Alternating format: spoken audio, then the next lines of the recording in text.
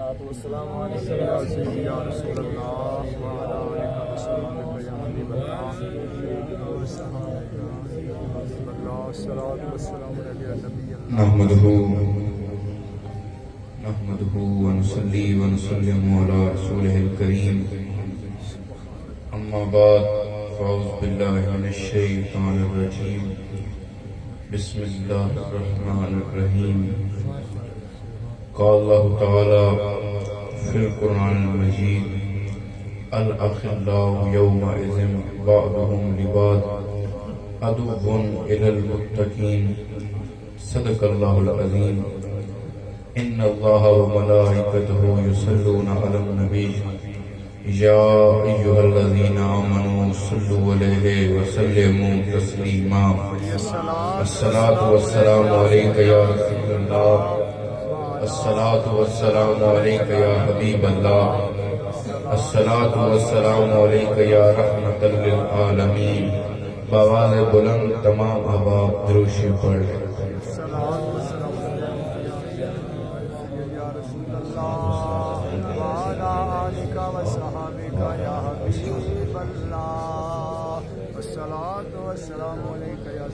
ہے سرکار دا اوہ بوہا حق دی جتھے ہر ویلے بوہا ہے سرکار دا اوہ ایک بوہا حق دی جتھے ہر ویلے بوہا آپ دا ایک لفظ زبانو انہو الا وحی یوحا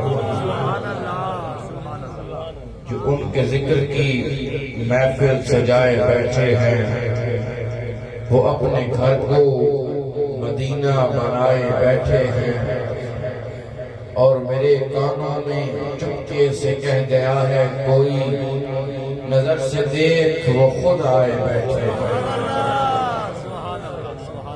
معزز و محترم سامعین و ناظرین کرام آج کی یہ محفل پاک بزم مسعود محفل ذی قدس بسلسلہ اصحار ثواب انعقاد پذیر ہے دعا ہے اللہ مرحومہ کو اپنے جوار رحمت میں جگہ عطا فرمائے جو آیت کریمہ میں نے آپ کے سامنے تلاوت کی اللہ تعالیٰ نے قرآن مجید میں ارشاد فرمایا اور جو لوگ اللہ والوں کے ساتھ دوستی رکھتے ہیں اللہ کے پیاروں کے ساتھ دوستی رکھتے ہیں ان کی دوستی صرف دنیا تک ہی نہیں رہتی بلکہ قیامت تک رہتی ہے حضرت علامہ اسماعیل حقی رحمت اللہ تعالیٰ علیہ آپ اس آیت مبارک کی تفسیر لکھتے ہیں اور فرماتے ہیں کہ اگر کوئی شخص اللہ کے لیے اللہ والوں سے دوستی لگائے اللہ کے لیے اللہ والوں سے دوستی لگائے تو اس کی دوستی صرف قیامت تک نہیں بلکہ جنت تک ساتھ رہتی ہے حدیث مبارکہ ہے ایک عرابی جو مدینہ شریف سے دور رہتا تھا وہ حضور کی بارگاہ میں حاضر ہوا سوال لے کر سب اپنے سوال حضور سے کر رہے تھے جب اس کا وقت آیا اس کی باری آئی تو عرض کی یا رسول اللہ اگر کوئی شخص کسی سے محبت رکھتا ہو عشق رکھتا ہو اس کے لیے دل میں عزت احترام رکھتا ہو لیکن کچھ مجبوری کی وجہ سے دوری کی وجہ سے فاصلے کی وجہ سے اس سے نہ مل سکے تو اس کے بارے میں کیا حکم ہے لیکن اس سے عشق ہے اس سے تو آپ نے فرمایا جو جس سے پیار کرے گا جو جس سے دنیا میں محبت رکھے گا قیامت میں وہ اس کے ساتھ ہوگا میں اس آیت کریمہ سے اور حدیث صحیح سے یہ نتیجہ نکالنا چاہتا ہوں کہ جو رسول اللہ سے دوستی رکھے گا محبت کرے گا وہ قیامت کے دن رسول اللہ کے ساتھ ہوگا جو صدیق اکبر سے محبت کرے گا وہ صدیق اکبر کے ساتھ ہوگا، جو عمر فاروق سے محبت کرے گا وہ ان کے ساتھ ہوگا، جو عثمان غنی سے محبت کرے گا وہ ان کے ساتھ ہوگا، جو حضرت علی المرتضیٰ شیر خدا سے محبت رکھے گا وہ ان کے ساتھ ہوگا، جو حسنین کریمین سے محبت رکھے گا وہ ان کے ساتھ ہوگا، جو حضرت شیخ عبد القادر جیلانی کے ساتھ محبت رکھے گا وہ ان کے ساتھ ہوگا، جو پیر سیال غریب نواز سے محبت رکھے گا وہ ان کے ساتھ ہوگا، جو جنوڈا شاہ صاحب سے محبت رکھے گا وہ ان کے ساتھ ہوگا۔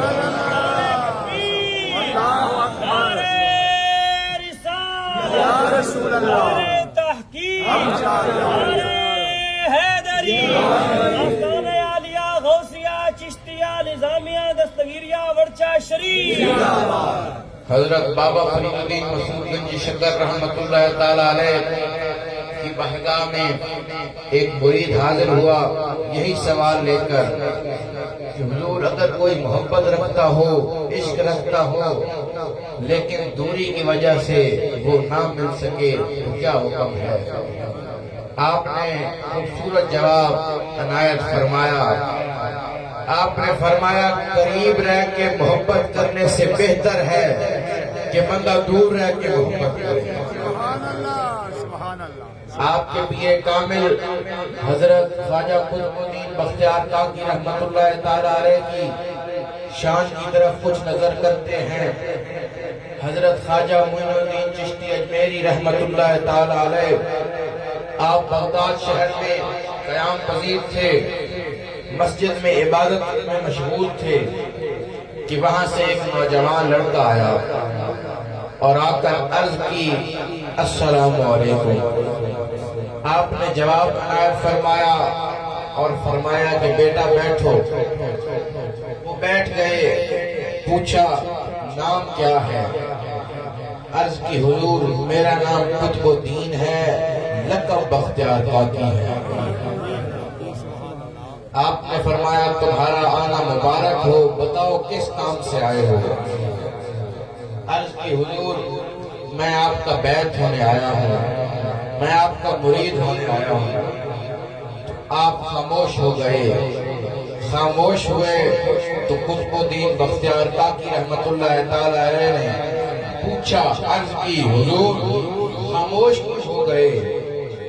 آپ نے فرمایا میں نے ابھی تک تو کسی کو مرید نہیں کیا، کوئی میرا بیعت نہیں ہوا، تو میں سوچ رہا ہوں کہ میں تمہیں کیسے کروں، میں پہلے مشورہ کروں گا پھر تمہیں بتاؤں گا۔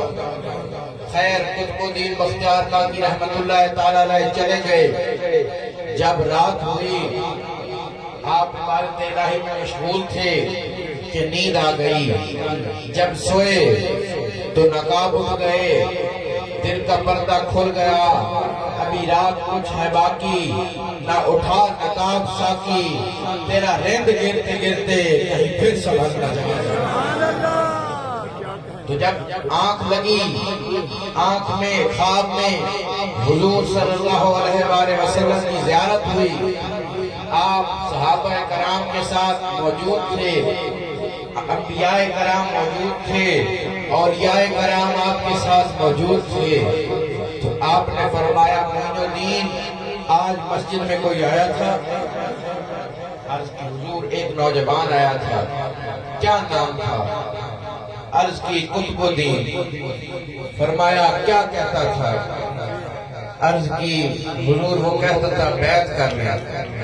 حضور نے فرمایا آگے تم نے کیا جواب دیا؟ آپ نے عرض کی حضور میں نے کہا میں سوچ کے بتاؤں گا۔ توجہ ہے، آواز بلند سبحان اللہ کہنا۔ آپ نے فرمایا میں سوچ کے بتاؤں گا۔ تو حضور صلی اللہ علیہ وآلہ وسلم نے فرمایا کہ قطب الدین بختیار کاکی کو اپنا مرید بھی کرنا، اسے خلافت بھی عطا کرنا، اپنا جبہ بھی دینا، کیونکہ میں محمد الرسول اللہ اس کا سفارشی ہوں۔ لوگوں کی سفارش کرتے ہیں MLA MP اور لوگ، قطب الدین بختیار کاکی کی سفارش خود مصطفیٰ کریم نے فرمائی۔ نعرہ تکبیر، نعرہ رسالت، آستانہ عالیہ ورچہ شریف سفارش فرمائی تو خواجہ صاحب حیران ہو گئے. آپ حیران ہوئے تو حضور دل کا حال جان گئے کہ معین الدین پریشان ہو گیا ہے, حیران ہو گیا ہے. جب حضور نے دل کا حال پہچانا, کیوں نہ پہچانتے, غلاموں کی خبر رکھتے ہیں آقا, وہ آقا ہی نہیں جو بے خبر ہو. قرآن کہتا ہے کہ مصطفیٰ کریم صلی اللہ علیہ وآلہ وسلم, نبی کریم صلی اللہ علیہ وآلہ وسلم مومنوں کے جان سے بھی زیادہ قریب ہیں. ادھر خدا رگ سے قریب ہے, ادھر مصطفیٰ جان سے قریب ہے. اب مسئلہ سمجھ نہیں آیا تو آئیں حضرت بابا بلے شاہ رحمت اللہ تعالیٰ علیہ سے پوچھتے ہیں. آپ کے پاس مرید حاضر ہوا, عرض کی کہ حضور اللہ کہاں پر ہے, اللہ کس جگہ موجود ہے؟ تو آپ نے فرمایا جے میں اپنے اندر ڈھونڈا پھر مقلب جانا, جے میں اپنے اندر ڈھونڈا پھر مقلب جانا, جے میں اپنے باہر ڈھونڈا اندر کون سما. کہ رب ہر جگہ ہے, ہمارے اندر رب ہے, ہمارے دل میں رب ہے. جہاں پر اللہ ہے وہیں پہ مصطفیٰ بھی. بات آگے نکل آئی تو میں عرض کر رہا تھا پریشان ہو گئے. تو آپ فرماتے ہیں کہ 40 راتیں مسلسل مجھے حضور کا دیدار نصیب ہوا, اور 40 دن میں یہی بات فرمائی, یہی فرمائی کہ قطب الدین کو مرید کر لو, اس کو خلافت دے دو, اس کو جبہ دے دو. جب 41واں دن آیا میں پھر سو گیا. اس وقت اس بار خود حضور نہیں آئے بلکہ غیب سے آواز آئی کہ معین الدین. عرض کی کون ہے؟ فرمایا میں تیری جان کو پیدا کرنے والا رب ہوں. سجدے میں سر جھکا دیا, عرض کی حکم میرے رب, فرمائے کیا حکم ہے میرے لیے؟ آپ نے فرمایا, غیب سے پھر آواز آئی کہ قطب الدین بختیار کاکی کو مرید کر لو, خلافت دے دو, خرقہ پہنا دو. کیوں؟ کیونکہ یہ تیرے رب کا بھی محبوب ہے اور تیرے محبوب کا بھی محبوب ہے. اور محبوب کیسے نہ ہو کہ جن کا بچپن میں یہ عالم ہے کہ 5 سال کی عمر میں والد حضرت چھوڑ کر آئے قاری صاحب کے پاس کہ جا کے قرآن پڑھیں. پہلے دن سبق پڑھایا اعوذ باللہ, دوسرے دن سبق پڑھایا بسم اللہ اور الحمد شریف. 3 دفعہ قاری صاحب نے پڑھا کہ پڑھو بچے بسم اللہ بسم اللہ بسم اللہ, الحمد شریف پڑھو. آپ 3 مرتبہ خاموش رہے. 4تھی مرتبہ قاری صاحب نے حیران ہو کر پوچھا شاید بچہ ہے, سبق زیادہ نہ ہو گیا ہو. تو فرمایا کہ بیٹا کیوں نہیں پڑھتے؟ ان نے فرمایا یہ میرا سبق نہیں ہے, یہ میرا سبق نہیں ہے, میرا سبق تو 15واں سپارہ ہے. حیران ہو گئے قاری صاحب کہ بچہ ہے 5 سال کا, 14 سپارے یاد ہیں. پوچھا کہ 14 سپارے کیسے یاد کیے؟ تو فرمایا, عرض کی کہ میری والدہ محترمہ کو 14 سپارے یاد تھے, وہ اٹھتے ہی قرآن کی تلاوت کرتی تھی, 14 سپارے پڑھتی تھی. میں ان کو سن کے مجھے یہ 14 یاد ہو گئے.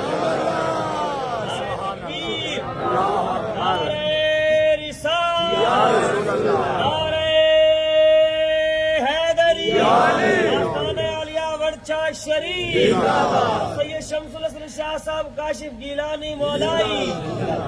اگر ابھی گھر میں ماحول دیا جائے تو بچے قطب الدین بختیار کاکی بن کے نکل جاتے ہیں, نکل سکتے ہیں. ادھر مجھے حضرت بابا فرید الدین مسعود گنج شکر رحمت اللہ تعالی علیہ کی والدہ محترمہ یاد آ گئی کہ جب آپ کو نماز پڑھانے کا دل آیا کہ میں اب اسے نماز پڑھاتی ہوں، تو فرمایا کہ بیٹا تم نماز پڑھو گے تو تمہارے مصلے کے نیچے شکر تمہیں مل جائے گی، اللہ تمہیں نماز کے بدلے میں شکر عطا کرے گا۔ آپ بچے تھے، خوش ہو گئے، روزانہ وضو فرماتے، نماز پڑھتے، تو جب آپ وضو فرماتے والدہ محترمہ شکر مصلے کے نیچے خود رکھ دیتی کہ کہیں اس کو پتہ نہ چلے۔ ایک دن والدہ محترمہ شکر رکھنا بھول گئی، آپ نے وضو کیا، مصلے پر آ گئے، نماز ادا کی، سلام پھیرا تو والدہ کو یاد آ گیا کہ آج شکر نہیں رکھی، تو ہاتھ اٹھائے اس رب کی بارگاہ میں اور عرض کی کہ اے خدا، پہلے تو میں خیال رکھتی تھی، آج سب تیرے ذمہ ہے، آج تیرے ذمہ ہے، شکر رکھ دے نہ رکھے تیری مرضی۔ سلام پھیرا، مصلا اٹھایا، نیچے شکر پڑی تھی، فرق یہ تھا پہلے شکر عام تھی، وہ شکر جنتی شکر تھی۔ نعرہ تکبیر، نعرہ رسالت، نعرہ تحقیق، نعرہ حیدری، آستانہ علیہ امرتسر شریف۔ تو اس دن کے بعد پھر ہر جگہ فرید الدین گنج شکر ہو گئی، نام سے جس کے ہو لب شیری، اس کے اثر کی بات نہ پوچھو، گنج شکر پھر گنج شکر ہے، گنج شکر کی بات نہ پوچھو۔ تو میں عرض کر رہا تھا کہ ان سے دوستی قیامت میں بھی کام آئے گی اور جنت میں بھی کام آئے گی۔ اسی آیت کے متعلق حضرت مولا کائنات حضرت علی المرتضی شیر خدا رضی اللہ تعالی عنہ فرماتے ہیں کہ ایک مومن دوست اگر کسی مومن دوست سے، مومن بھائی سے محبت رکھتا ہے اور ان دونوں میں سے کوئی ایک انتقال کر جاتا ہے، تب بھی ان کی دوستی ٹوٹتی نہیں ہے، وہ آپس میں ایک دوسرے کو یاد رکھتے ہیں، بلکہ جب ایک مومن قبر میں تشریف لے جاتا ہے اس کو اللہ انعام اکرام سے نوازتا ہے، کیونکہ موقع 40ویں کا ہے۔ تو میں مومن کو قبر میں ملنے ہوئے جو انعام ہے وہ بھی عرض کرتا چلوں کہ جب مومن قبر میں جاتا ہے تو اس کو سب سے پہلے فرشتے سوال پوچھتے ہیں کہ بتا تیرا رب کون ہے، تیرا دین کیا ہے۔ پھر ایک ہستی کی زیارت ہوتی ہے، اس وقتہا کے مکھڑے کی زیارت ہوتی ہے اور پوچھتے ہیں بتا یہ کون ہے، تو وہ کہتا ہے لحد میں وہ صورت دکھائی گئی ہے، میری سوئی قسمت جگائی گئی ہے، یہ کیا کر سند ہے میری مغفرت کی، تیرے در سے میت اٹھائی گئی ہے، یہ کیا کر سند ہے میری مغفرت کی، تیرے در سے میت اٹھائی گئی ہے۔ وہاں تھی فدا مصر میں ایک زلیخا، وہاں تھی فدا مصر میں ایک زلیخا، جہاں سب کے ساری خدائی گئی ہے۔ نعرہ تکبیر، نعرہ رسالت، پیر سید شمس الحسن شاہ صاحب گیلانی۔ تو پہلا انعام جو قبر میں مومن کو عطا ہوتا ہے وہ حدیث شریف میں ہے کہ جہاں تک مومن کی نظر جاتی ہے وہاں تک اس کی قبر کو وسیع کر دیا جاتا ہے۔ ایک اور حدیث شریف میں ہے کہ 70 گز اس کی قبر کو وسیع کر دیا جاتا ہے۔ دوسرا انعام جو قبر میں عطا ہوتا ہے وہ ہے اس کی قبر کو نور سے بھر دیا جاتا ہے، اس کی قبر پر انوار کی تجلیات ہوتی ہیں، نور برستا ہے، اجالا ہوتا ہے۔ اور تیسرا انعام جو اس کو عطا ہوتا ہے وہ یہ ہے کہ اس کی قبر میں ایک کھڑکی لگائی جاتی ہے جہاں سے وہ جنت کی فضائیں ہوائیں محسوس کرتا ہے، اور جو اس کو جنت میں محل ملنا ہوتا ہے وہ دیکھتا بھی رہتا ہے۔ جب یہ مومن کو عزتیں ملتی ہیں، انعام ملتے ہیں، تو مومن فرشتوں سے کہتا ہے کہ میں نے گھر جانا ہے۔ فرشتے کہتے ہیں کہ یار کیسے بندے ہو، اللہ تمہیں اتنی عزتیں دے رہا ہے، اتنے انعام دے رہا ہے، اور تم کہتے ہو میں نے گھر جانا ہے۔ تو وہ جا کے عرض کرتا ہے کہ میں یہ گھر جا کے بتانا چاہتا ہوں، میں ان کو واضح کرنا چاہتا ہوں کہ جو عشق الہی رکھے گا، عشق مصطفیٰ رکھے گا، عشق آل بیت رکھے گا، عشق اولیاء رکھے گا، یہ انعام اسی کو اللہ عطا کرے گا۔ اور یاد رہے کہ جس کو بھی جو مقام اور مرتبہ ملا وہ خدمت کے ذریعے سے۔ اس لیے مولانا روم نے فرمایا تھا کہ مولوی ہرگز نہ شد مولا نور تا غلام شمس تبریزی نشد۔ کوئی مولوی اس وقت تک مولانا روم کا ذوق وہ نہیں بن سکتا جب تک کہ وہ اللہ والوں کی خدمت میں نہ آ جائے۔ حضرت موسیٰ علیہ السلام بکریاں چلا رہے تھے کہ زیادہ بکریاں تھیں تو ایک بکری اس میں سے بھاگ گئی، آپ اس کے پیچھے لگ گئے، آپ کا پیر زخمی ہوا، خون آنے لگا، لیکن آپ نے اس کی تلاش جاری رکھی۔ جب وہ ایک جگہ مل گئی تو آپ نے غصے کرنے کے بجائے، اس کو مارنے کے بجائے صبر کیا، تحمل کیا، اور آپ نے صبر کا مظاہرہ وہاں فرمایا اور فرمایا کہ اے بکری چلو مجھ پہ تو تجھے رحم نہیں آیا، تو اپنی جان پہ ہی رحم کر لیتی جو تجھے تکلیف ہوئی ہے، میری تو خیر ہے۔ جب یہ ادا اللہ نے دیکھی تو اللہ کو پسند آ گئے، پسند آئے تو فرشتوں کے ذریعے نبوت کا پیغام بھجوا دیا کہ ہم نے موسیٰ تجھے نبی بنا دیا۔ کیوں؟ کیونکہ یہ وہ شخص تھا جس میں نبوت کی خوبیاں پائی جا رہی تھی، جو خود تکلیف برداشت کر رہا تھا، مخلوق خدا کو تشریف نہیں دے رہا، جو خود صبر کا مظاہرہ کر رہا ہے لیکن مخلوق خدا کو تکلیف نہیں دے رہا۔ صبر پہ بات آ گئی ہے تو میں عرض کرتا چلوں کہ حضرت بشرافی، وہ بشرافی کہ جو ایک شرابی تھے، شراب پیتے تھے، ایک دن جا رہے تھے کہ بسم اللہ لکھی کاغذ پہ مل گئی، وہ زمین پہ پڑی تھی، اٹھا کر اونچی جگہ پر رکھ دیا، واپس شراب خانے میں گئے، سو گئے۔ جب سوئے تو خواب میں غیب سے آواز آئی کہ بشرافی تم نے ہمارے نام کو بلند کر دیا، اس کو نیچے سے اٹھا کے اوپر رکھ دیا، اس کے صدقے میں ہم نے تمہارے سارے گناہ معاف کر دیے، اس کے صدقے میں ہم نے تمہارے سارے گناہ معاف فرما دیے۔ وہ لکھتے ہیں کہ صبر جمیل کا معنی ہے یار کی ہر ادا پہ راضی رہنا۔ صبر جنہاں دے پلے ہوندے، رب رسول انہاں دے رلے ہوندے، تے رب رسول جنہاں دے رلے ہوندے، سارا جگ جتی دے تھلے ہوندے۔ تو آپ نے صبر فرمایا، اللہ نے اس کے صدقے میں آپ کو نبوت عطا فرمائی۔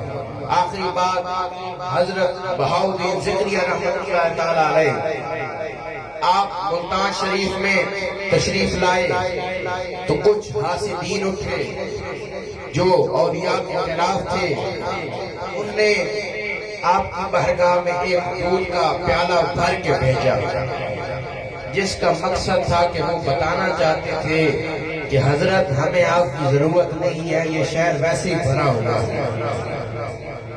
آپ بھی آگے اللہ کے پیارے تھے، آپ نے اس میں ایک پھول رکھ دیا، اس بھرے ہوئے دودھ کے پیالے میں ایک پھول رکھ دیا، واپس بھیجایا، اس کا مقصد یہ تھا کہ حاسدین تم سارے دودھ ہو، ہم اس ایک شہر میں اللہ کے محبوب ہیں۔ پھول خوشبو دیتا ہے تو لہذا تم دنیا دار ہو، ہمارا اس مالک حقیقی سے تعلق ملا ہوا ہے۔ اللہ پاک ہم سب کا اس محفل میں آنا قبول فرمائے۔